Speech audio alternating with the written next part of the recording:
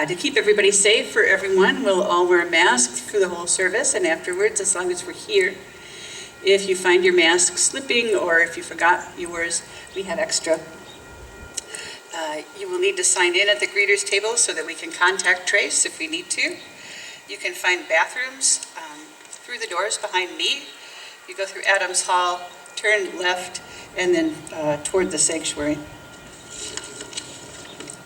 If you're visiting for the first time, we offer you a special welcome.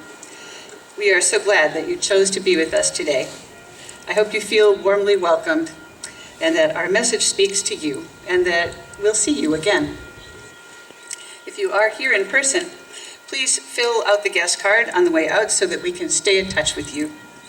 If you're home, just drop a line at welcome@eliotchapel.org, letting us know that you were here. This is a religious liberal community of spiritual seekers. We welcome you in all the fullness of your age, race, ethnicity, gender expression, sexual orientation, religious background, and various abilities. Our faith is not lived in creeds, but in deeds, not in the hereafter, but the here and now. Our core values are freedom, reason, respect, and love. Our opening words are by the Reverend Daniel Budd. Come to this place, wherever you are, wanderer, worshiper, lover of learning, all seekers after what is true. All who seek a community of compassion and respect, come to this place, whoever you are. Though you've broken your vows 1,000 times, and you're too busy and you don't have the time, come to this place, whoever you are. Lovers of wisdom, lovers of humanity, lovers of beauty, come to this place where love we do not make surrounds us and lifts us and nurtures us. Come to this place, whoever you are. Ours is not a community of despair, but of hope, not a place of judging, but thanksgiving, not a place of certainty, but of searching. Come, yet again, come, let us worship.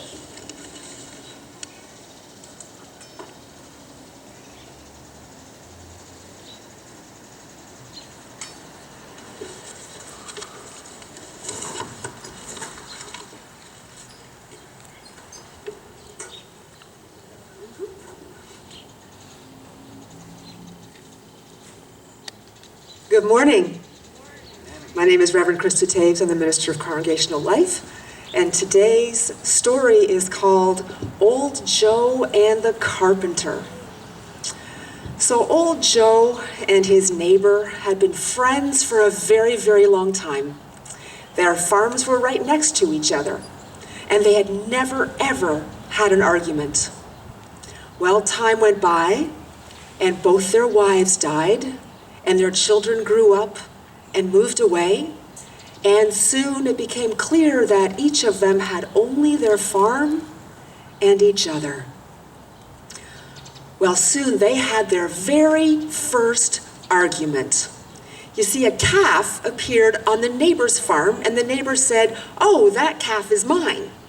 And Old Joe said, "No, that calf has a marking just like my cow. That calf is mine." And they turned and walked away. For the first time, they stopped talking to each other. And it was like a dark shadow crept over Old Joe, and he felt so alone. Well, about a week later, there's a knock on Old Joe's door, and he opens the door, and there is a carpenter. And she says, "I'm a carpenter, and I'm looking for work. Do you have anything for me to do?" And Old Joe says, "You bet I do. You see that creek running between me and the next farm? My neighbor over there, he dug a big furrow by his pond, and he made that creek go there, and I don't want to see him, and I don't want to see that creek. So I want you to build a tall fence all the way along our property so I don't have to see him anymore." And Joe went into town, and the carpenter started working. She measured, she cut, she hammered all day long. And by the end of the day, she was finished. And old Joe came walking up the road, and he couldn't believe what he saw. She had built a bridge instead of a wall. And his neighbor was already walking over the bridge with his hand held out. "Oh, Joe, I am so glad that we are still friends." And old Joe said, "You know, I think that calf really was yours." And then he turned to the carpenter and said, "Would you please stay? I have so much work for you to do." And she said, "Much as I would love to stay, I've got more bridges to build." And she walked away. And that is the end of the story.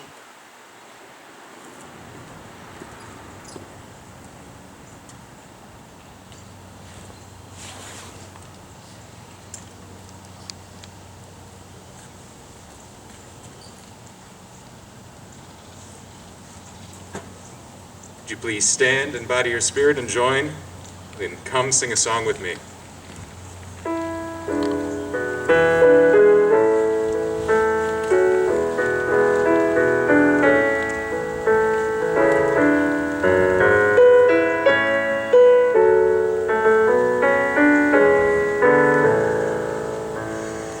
Come sing a song with me. Come sing a song with me. Come sing a song with me, that I might know your mind. And I'll bring you hope where hope is hard to find.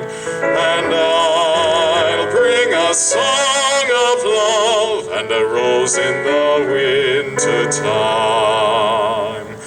Come dream a dream with me. Come dream a dream with me. Come dream a dream with me, that I might know your mind. And I'll bring you hope when hope is hard to find.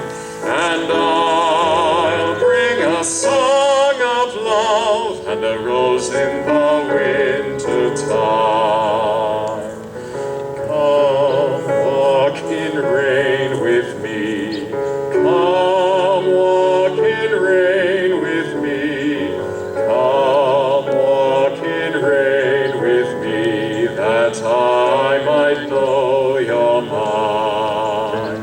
And I'll bring you hope when hope is hard to find.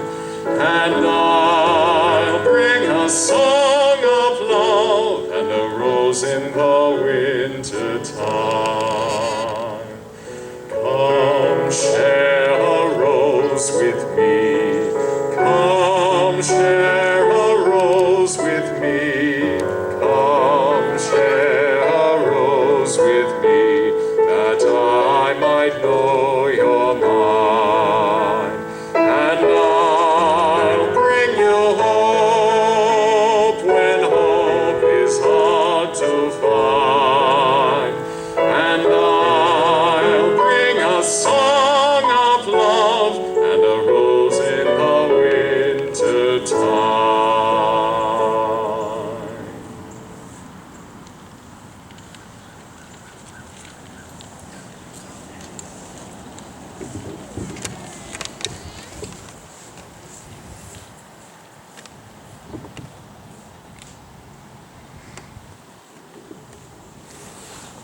Hey, good morning. Morning. Hey, Burr. Yeah. So glad to be here. I am Steve Harvey. I'm a member of Eliot and also the current chairperson of the Board of Trustees. We're beginning something new this Sunday, and that is a unison reading of our congregational covenant. We do this so that we may be reminded every week of how we want to be together as a beloved community. The covenant is printed in your order of service. You got your order of service? You got one? Good, okay. It's printed on your order of service, and I invite you to read it with me. Here we go. As a free congregation, we promise to one another our mutual trust and support. A little louder. To create beloved community, we promise to be kinder to each other than we have to be, to listen fully to each other with an open mind and heart, to speak responsibly and respectfully, to find ways to improve our church for all members and friends. Thank you.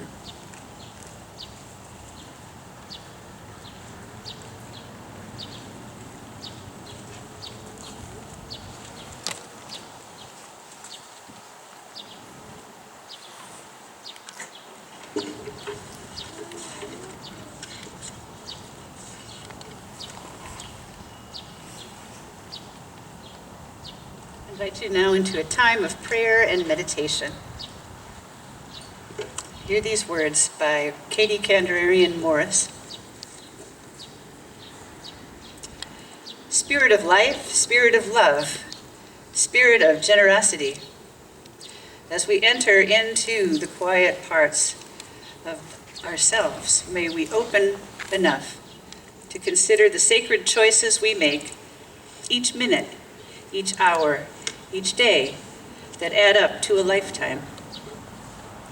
Let us become aware that here is the place to be forgiven and to forgive ourselves for any past thoughts and actions. Here is the place to begin again in love. As we are forgiven, let us open our hearts to forgive others, to pray for them and their well-being and joy, that they be lifted from worry and burden into peace and abundance. May we all be blessed with riches of the Spirit and moment upon moment of peace and serenity. Amen.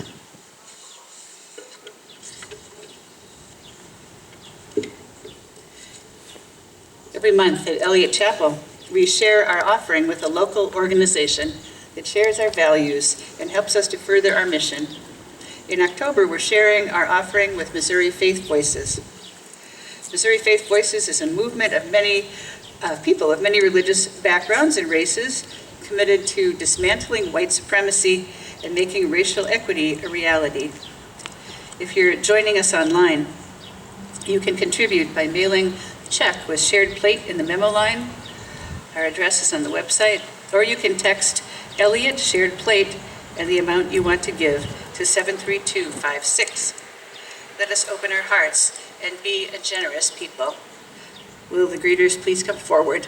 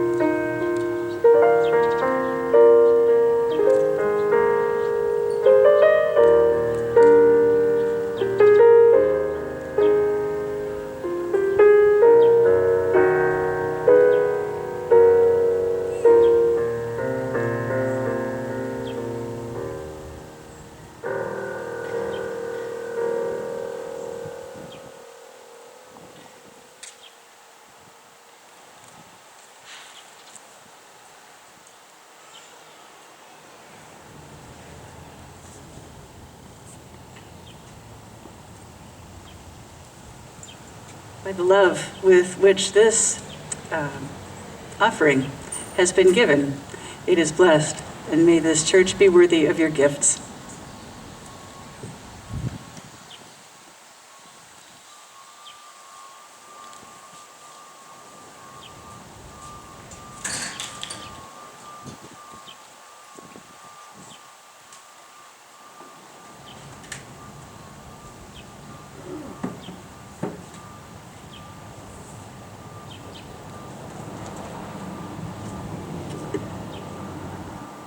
It seems no coincidence to me that old Joe and the neighbor got into their first argument when their wives died and their kids moved away. The moment they needed each other more than ever, they got into a tiff. And I'm guessing that some of us have experienced this up close and personal as the pandemic is wearing on. Especially at the beginning, in those beginning months, many of us were separated from most of the groups we were part of. School, work, friends, church, choir, family. We depended now on just a few people, the closest people in our circle, for all of our needs. And what happened? Often we got much closer, but we also got on each other's nerves a lot more, because our closest relationships were all that we had to meet our needs, and they felt the strain. We got more impatient with each other, misunderstood each other, got stressed out with each other, all of this at the time that we needed each other more than ever, and when we should be kinder to each other than we ever had. I want to tell you a story about a time in our Unitarian history when something like this happened to us. And we're going back almost 200 years ago when St. Louis and the Midwest opened for white people to settle here. So many people came west that the Eastern Unitarians sent missionaries to the West to plant new churches. Unitarian churches popped up everywhere, in every state west of New York. Illinois, Ohio, Wisconsin, Iowa, Indiana, Kentucky, Minnesota, Missouri, Michigan. And this was like super hard work because these were brand new communities forming and life was really hard. And the society it was kind of chaotic because everyone was just figuring out how they wanted to be together. It was very lonely. And most of these ministers couldn't take it, and they went back home to the East. But the ones who did stay realized that they really, really needed each other. And they formed the Western Unitarian Conference so that they could at least see each other every year, and that they would come to know each other, and they could lean on each other in this very lonely work that they were doing. William Greenleaf Eliot, after whom this congregation is named, he founded the Church of the Messiah in St. Louis. It was the first Unitarian church here, and he helped to found the conference as well. It was a passion of his. And the conference met every year, and the ministers waited for it. It meant that much to them. But there was a controversy that soon rocked the whole Unitarian world here in the U.S. In 1841, Theodore Parker gave a sermon, and he said that you did not have to be Christian to be religious. Now, can you imagine how radical and out there this was in 1841? But then he didn't stop there. He also proclaimed that the church, the Unitarian Church, should publicly oppose slavery. Now, it may be hard to believe now, but most Unitarians back then said it was wrong for churches to get involved in politics, that politics was a personal matter, and that the church should not take public stands on anything, like anything at all. You could encourage your people personally, but you could not as a church make that kind of a statement and that kind of a commitment. So Parker's sermon caused an earthquake for all these reasons. because most East Coast Unitarians rejected his idea of opening churches to non-Christians, and they also publicly opposed his argument that we should publicly oppose slavery. They did everything they could to bury his message. But many Western Unitarians loved what Parker said. This was for them what they needed to make Unitarianism relevant in the West. These ministers called themselves the Radicals, and they became the majority in the Western Conference. At the 1857 conference in Alton, Illinois, most of the ministers voted to take a public stand against slavery. And all the non-radical ministers walked out, including William Greenleaf Eliot, who believed that Unitarianism could only be Christian and that it was anti-Unitarian for the church to take a public stand on political issues. Now think about what this meant. The ministers started the conference because they needed each other. They needed each other like we have needed each other during the pandemic. And I think that because they needed each other so badly, that the expectations they had for each other were very high. And the stress they were under made them less able to compromise, less able to step back and see the bigger picture. Who wanted to look weak, to lose power, to lose face? Now, the radicals were the first to try and build the bridge. They kept saying, we don't want to kick out the Christians. Hell, most of us are Christians. We just want more room. We want more room to be anchored by values rather than beliefs. They even renamed themselves the Unity Men. But the conservatives were not interested. They kept trying to reassert control.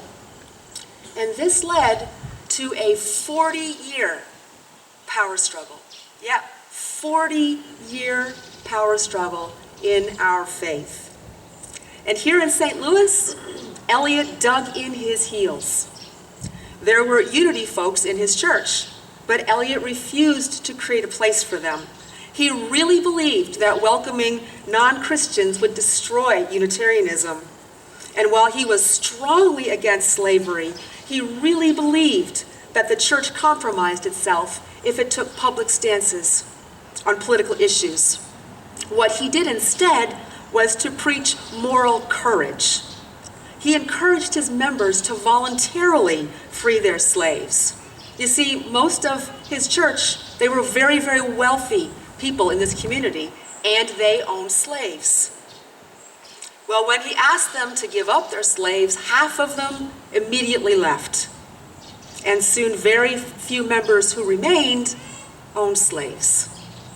But he would never take a public position on behalf of the church regarding slavery. Well, in 1870, after the Civil War, the Unity people gave up trying, and with the support of the Western Conference, formed a second church in St. Louis, the Church of the Unity. It was more political, with room for Christian and non-Christian. But honestly, it was a risk to be part of this church. Eliot had such a strong standing in the community that you risked your social status by joining a church he did not approve of. This is the thing. What we know is that even when you struggle against someone or a group of people, when you cut yourself off from someone, you're still in relationship with them. It's still taking your energy.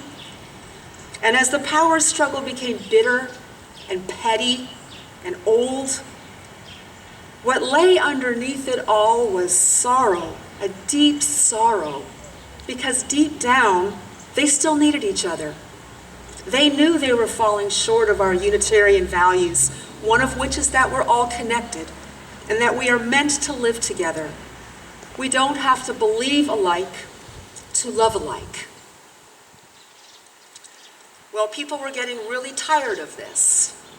division and this power struggle and wanted to find a way out of this. And here in St. Louis, a big push came from Unitarian women who had worked together regardless of what church they were in all along. So here in St. Louis, the Unity women and the Church of the Messiah women worked together to create what is now the Southside Early Childhood Center, which is one of our shared plate recipients. We started that. Unitarian women from both churches started that. Why couldn't the men do this, they asked. Well, someone tried. William Channing Gannett was from the East, but his radical spirit drew him west. In 1887, he created a statement of faith called Things Most Commonly Believed Among Us. And it's printed on the back of your order of service today so that you can look at it when you have time. No, it's not gender neutral because nothing in the 1880s was, but you can see in this statement of faith how he was trying to build bridges. The statement of faith expressed a deep valuing of Christianity and the spirit of Jesus. It honored the role of the Bible, but then leapt beyond and lifted up universal values of goodness, reason, service, loyalty, and reverence. When things got tense between you and your loved ones during the pandemic, what bridge brought you together? Perhaps a realization that you really wanted to be kinder to each other than you needed to be. An understanding that all of you were struggling and that your love was stronger than whatever was frustrating you in the moment. Now, to be honest, Gannett's statement of faith didn't magically fix everything. It didn't completely end the power struggle. It wasn't like a happily ever after walking into the sunset. But what it did is that it softened some hearts and inspired some of the hard lines to blur. And really, it predicates the kind of religious pluralism and theological pluralism that now defines us as Unitarian Universalists today. And his message spread. His statement of faith spread. And it was used across Unitarianism in the United States to offer a bridge. It was a turning point for us. This week, I invite you to reflect on the needs you bring to those you love and the needs they bring to you. I invite you to think about the bridges that have been offered to you and the bridges that you have offered to others. I invite you to remember what it took to offer and receive these expressions of love and care. In the spirit of all that unites us, amen.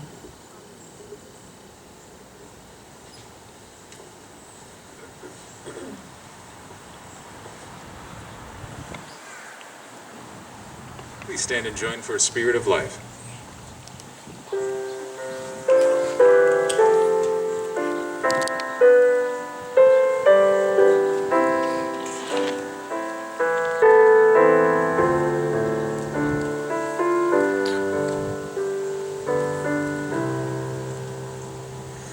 Spirit of life, come unto me. Sing in my heart all the stirrings of compassion. Blow in the wind, rise in the sea. Move in the hand, giving life the shape of justice. Roots hold me close, springs set me free. Spirit of life, come to me, come to me.